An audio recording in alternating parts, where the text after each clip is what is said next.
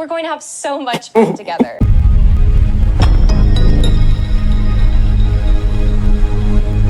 Welcome to Freddy Fazbear's, where fantasy and fun come to life.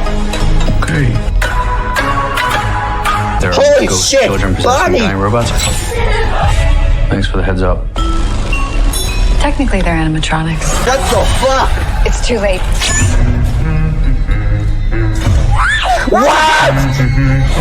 What?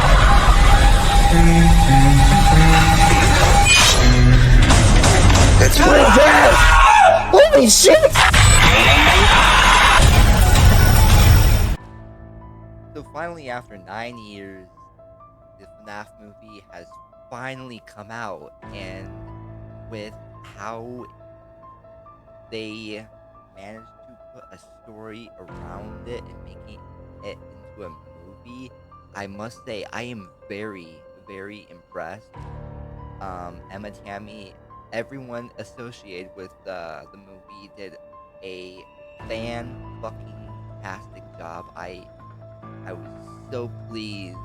I mean, like, you know, I'm not gonna go and say it's a perfect movie because it's not, because, you know, it drifts off from the original game story a little bit, especially with introducing Vanessa, but I find that they tell a very good but complex story.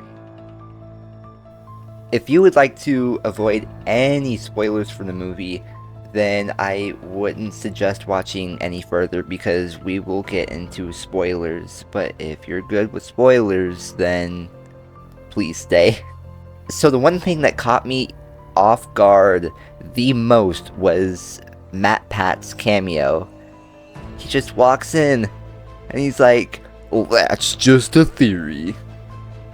And he got to say his line too.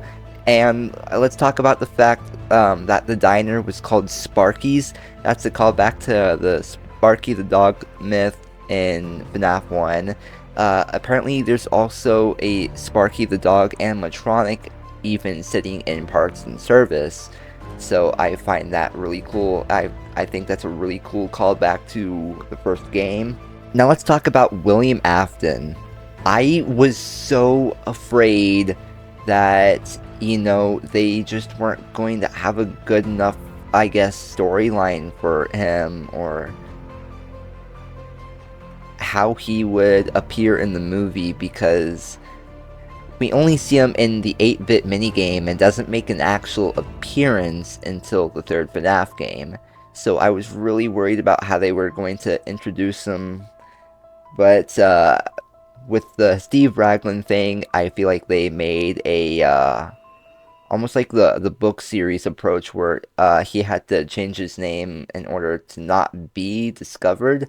I thought that was really clever of them. They made a callback to the books. I feel like they might have made a few callbacks to the books as well. They tried to keep in everything from the actual game itself. I thought that was really cool.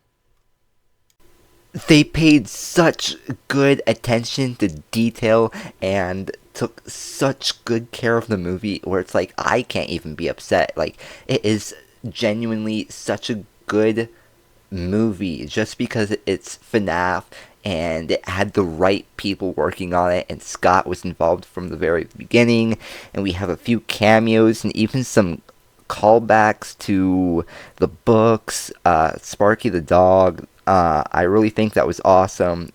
The actors did an amazing job.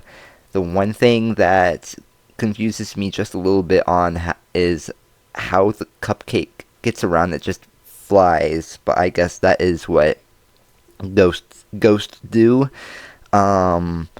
Overall, I just couldn't be happier, and I'm ready for the second one, Scott. Bring it on. We are all ready. We will all stand behind you. We're ready for the second one. So let's go.